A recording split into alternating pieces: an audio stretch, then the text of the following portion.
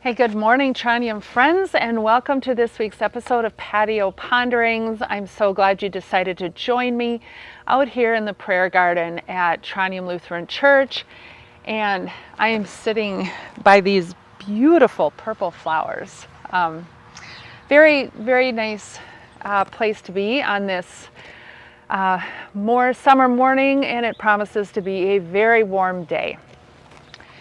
So this past Sunday in worship, we had a really challenging reading.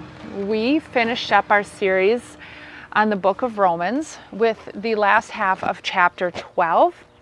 And these are some of the things that we heard in this chapter. Bless those who persecute you. Do not repay anyone evil for evil. Live peaceably with all. Instead, if your enemies are hungry, feed them.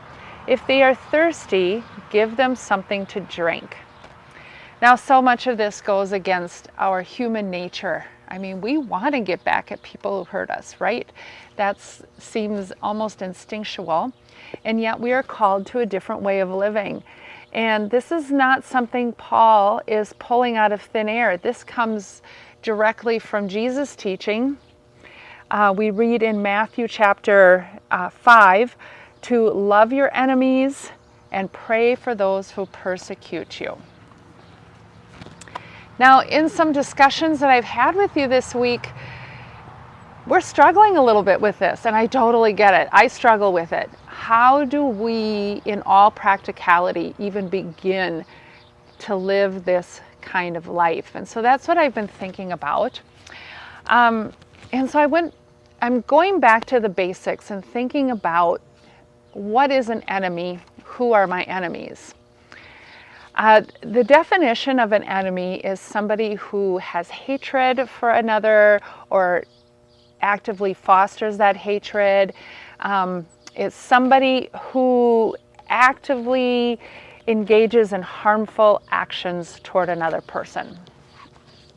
Now, I'm fortunate in my life. I can think of very, very few people who would really fit into that definition. Certainly, I have people that I don't get along with, people who I clash with, bump heads with for sure, but actual enemies on a personal level, not many. So I'm fortunate, and I hope that's the case for you as well.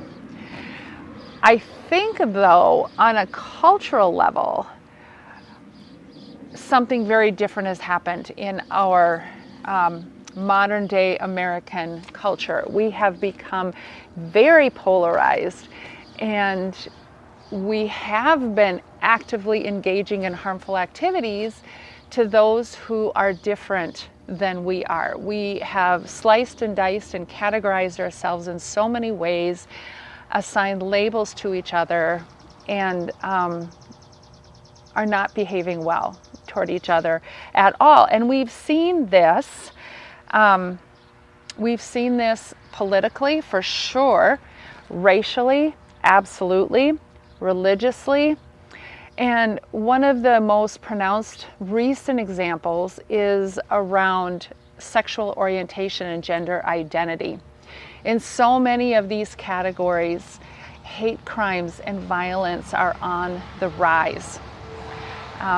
So yeah, based on labels, we are making actual enemies of each other.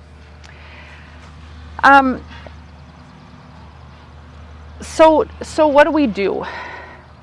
I think, first of all, we have to understand that when we label people, when we categorize people, we dehumanize people, right? If they're no longer a person with an individual person with hopes and dreams and passions and skills and gifts and needs and flaws, and they become a label that dehumanizes them.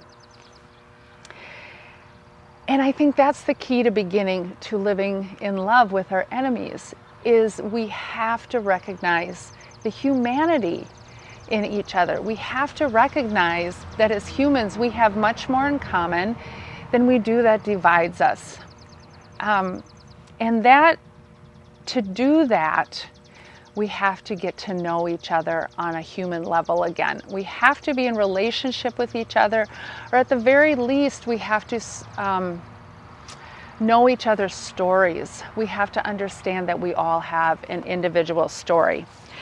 There's some resources I'd really like to recommend on this to you. Dr. Brene Brown has some excellent work on this. If you're not familiar, Dr. Brene Brown is a social worker and a research professor in Houston, Texas, and she has spent a couple decades doing research on things like courage and vulnerability and shame and empathy. And she also has a couple of podcasts out there and has done some really good work on dehumanization and how that happens and how we can turn that around. So I'm going to put some information there on for you in the YouTube notes here. And there's also all kinds of resources that we can look to. There's wonderful books out there and podcasts to get to know the stories of those who are different than us, of those who fall under a different label. So whether they are stories of our brown and black brothers and sisters, or our LGBTQ brothers and sisters, whatever that might be, those are great places to just begin to recognize the humanity in others. And then once we do that, we begin to see that those who we thought are our enemies really aren't our enemies at all. And we can begin to take those steps, those practical steps, into living in love with others, enemy or not. Hard stuff takes work, a ton of self-reflection, but it's what we're called to do. It's what we're called to do, to live into this life that Jesus calls us to live in. What are you thinking? How are you feeling about all this? Overwhelmed? And that's okay. It's okay.